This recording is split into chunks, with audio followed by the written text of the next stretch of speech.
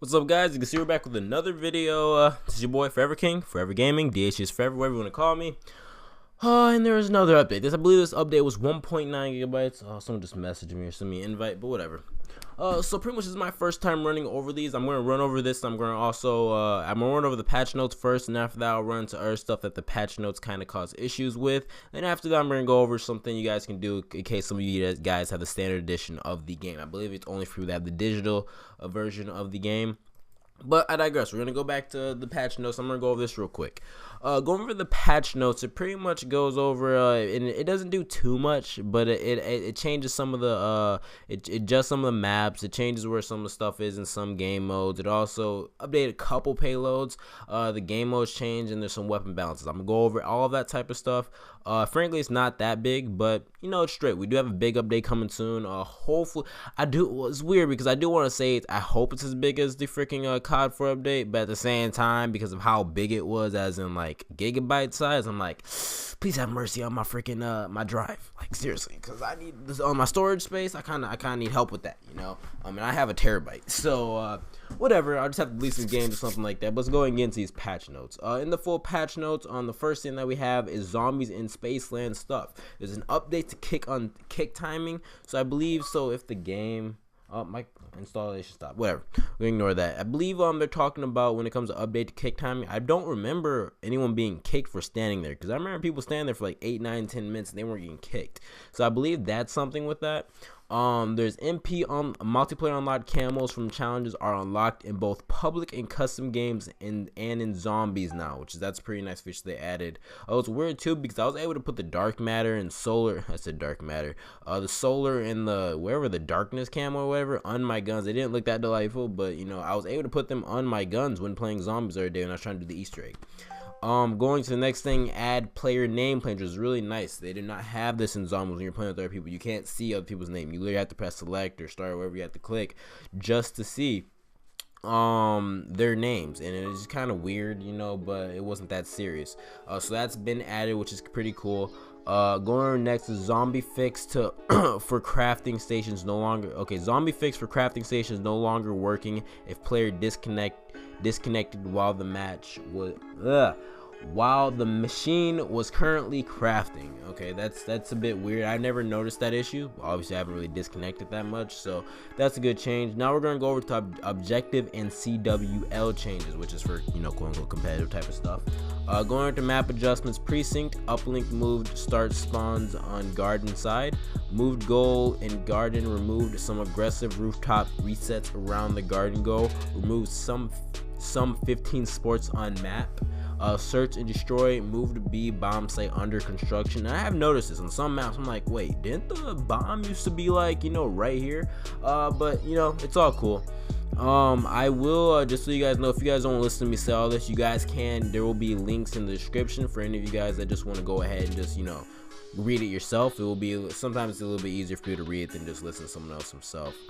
Going to Frost, there's search and destroy, moved A bomb site towards mid-map of Cliff Lane, moved bomb pickup location close to the tame spawns by Cryo. I don't know, it said to tame spawns, so I don't know exactly what that is. Throwback, search and destroy, moved A bomb site under the bridge at bike path, moved B bomb site against the silo, which is interesting. It pretty much seems like in all the search and destroy games, they're pretty much changing everything as in where the bombs are located.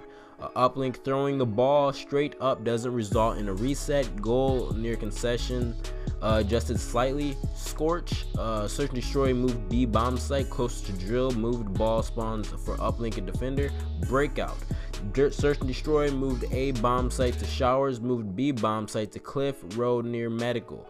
Uplink, removed some aggressive rooftop resets from the cell block rooftops to allow the ball to be thrown over. Retaliation, search and destroy, moved A bomb site to bridge. Frankly, it's gonna be interesting to see how the new S&D game modes play out, because I actually did affect me in one game mode I played back a little bit, like a couple days ago. So it is definitely interesting to see. So we'll definitely see what's up with that. The payload updates, Synaptic, get the hell out of my face. Oh my god, ugh, there's a bug. Ugh. Okay, so payload updates, Synaptic traits adjustments, CWL rules only. Combat burst time speed bonus remains active for 3 seconds for CWL. After that, there's propulsion. Time before thrusters start to recharge slightly, increase slightly. Time for thrusters to recharge increased significantly. Changes put this trait more in line with Afterburner from BO3. Rush down, 2.5 delay added to recharge time. Time between dodges is no 7.5s. Wait, what?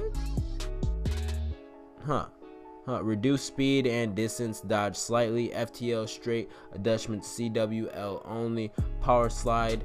Power slide extra slide distance is removed. Game modes CTF exploit fix will return next week. Hardpoint revised hardpoint spawn logic. Uplink slide adjustments to release angle and force behind the throwing of the drone, which is actually, I'm glad they had that because that does make a big difference. This will allow the drone to be thrown a little farther and feel friendlier. The goal, pick up rattle to what the hell, radius, why do they say words like this? Which is, I guess, is radius, to grab the drone has been increased slightly to make throws feel a little friendlier to score. Make sure you head into custom games and turn on practice mode to get a feel for it. Practice mode. Okay, I'm gonna have to check that out in a moment, actually. So that's actually, I have to get gameplay for like all these videos. So next thing is weapon balances, which is pretty cool. I might do a separate video on this just so people don't have to watch this whole video. Just kind of break it down, but we'll go ahead and see. Mauler, Mammoth, recoil was increased. Raw, increased hip spread, slight recoil increase. Fist, no longer forced a quick swap when in the secondary slot. This allows YYing to feel smoother. DMR1, now one shot to the head. EBR 800, increased ADS recoil, return speed to help with shot recovery. Akimbo, slight reduction in damage range, increase and hip spread scale. Kendo 4-4, increased hip spread. Hornet, increased hip spread. Assault rifles increased, so this is assault rifles as a whole. Increased based hip spread for all assault rifles without special hip spread values. This includes the NV4, SOA, and Type 2. OSA no longer has reduced, if you don't know what the OSA is, this is the classic version of the ARX. No longer has reduced hip spread relative to the other assault rifles. Inherits the new values set on assault rifles in this patch. Increased recoil to compensate for high fire rate being used at range. K-bar 32, increased hip spread values. These are still lower than the base assault rifle hip spread. Keeping with the weapon's theme, no longer has a reduction in recoil off the first shot, reduced 5 shots kill range. Whew, we're almost done. Slight reduction in recoil for the Volk. Increased the 3-shot range, which is pretty nice because they kind of like destroyed that weapon. Used to be like the best weapon in the game. They kind of destroyed it. Wreck, increased 3-shot kill range to help this weapon compete with other ARs.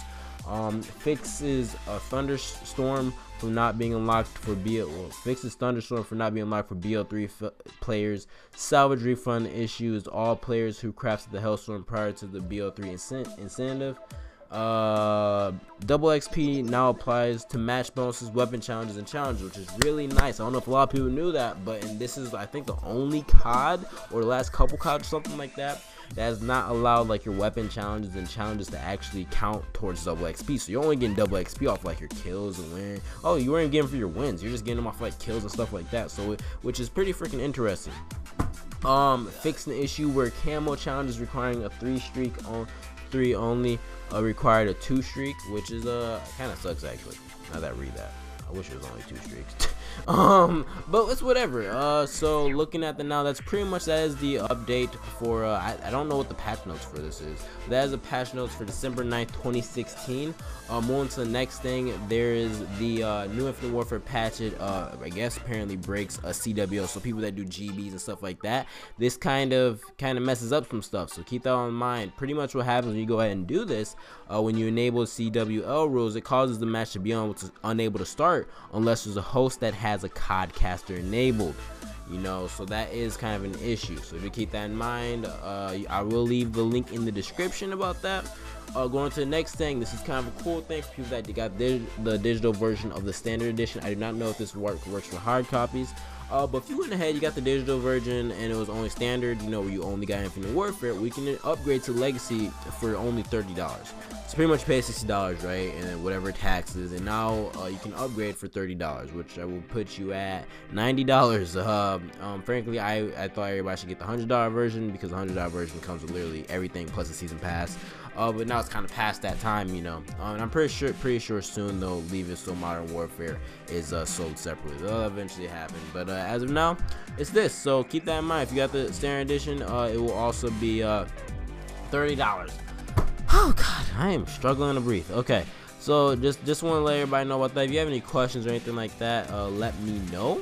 I will go ahead and do a video about something that's happened on, I believe, the 15th to the 20th. I'll do a video about that next. This is probably the third. This is the third video I'm doing. I'm probably about to do a fourth video. I'm probably even do a fifth video, because there's a lot of stuff happening, and I haven't really been around the last whatever amount of days. So if you guys have any questions or anything like that, leave it in the comments. If you like the video, like. If you want to see more content like this, subscribe. I'm hoping to do some videos that will pretty much go over all the wall runs. I literally just saw someone do a wall run today that I didn't even know existed. And I've really been playing COD recently, literally, I was level 40 3 weeks ago. I just hit level 41. Yeah, I have not played, you know.